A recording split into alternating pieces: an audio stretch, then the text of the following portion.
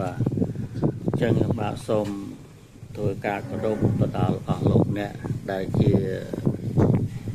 កវីបណ្ឌិតនិស្សិតបញ្ញវន្តសាស្ត្រាចារ្យបរុលសូត្រគ្រូអ្នកគ្រូ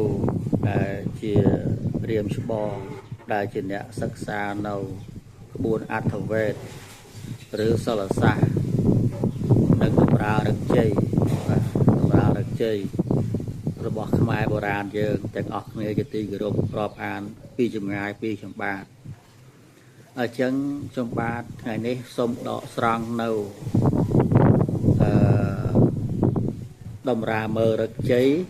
បាទតម្រាមើរឹកជ័យវេលារៀបមង្គលណាឬក៏យាត្រាទៅកាន់ដែលទិសនានា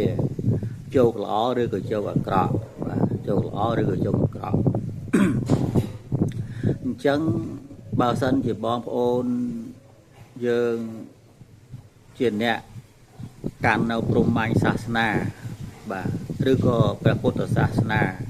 បងប្អូនត្រូវតែជឿបាទត្រូវតែជឿត្រូវតែមានជំនឿបើយើងមិនជឿអាហ្នឹងក៏មិនកើតដែរបាទប៉ុន្តែបើសិនជាបងប្អូនមិនជឿខ្ញុំក៏មិនបង្ខំដែរបាទក៏មិនបង្ខំដែរបាទត្រូវតែជឿខ្ញុំជឿបាទខ្ញុំជឿប៉ុន្តែយើងត្រូវចេះប្រុងប្រយ័ត្នបាទត្រូវចេះប្រុងប្រយ័ត្នបើថ្ងៃណាលោកថាល្អ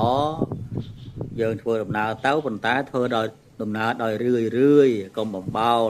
សឹមណាហ្នឹងឯងសឹមបាទជិះម៉ូតូជិះឡានក្តីទៅផ្លូវឆ្ងាយបើថាលោកថាមិនល្អថ្ងៃហ្នឹងមិនល្អទេជោគអាក្រក់ចាប់ពីម៉ោងប៉ុណ្ណេះដល់ម៉ោងប៉ុណ្ណេះយើងកុំទៅមានគ្រោះថ្នាក់ហើយបាទ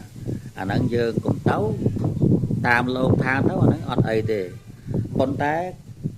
ក្រែងលោឲ្យបងប្អូនចេះតែជំនះបាទជំនះបាទជំនះប៉ុន្តែបើយើងទៅបើយើងជំនះយើងត្រូវតែចេះប្រុងប្រយ័ត្នបាទត្រូវតែចេះប្រុងប្រយ័ត្នការពារខ្លួនបាទចេះការពារខ្លួនណាអញ្ចឹង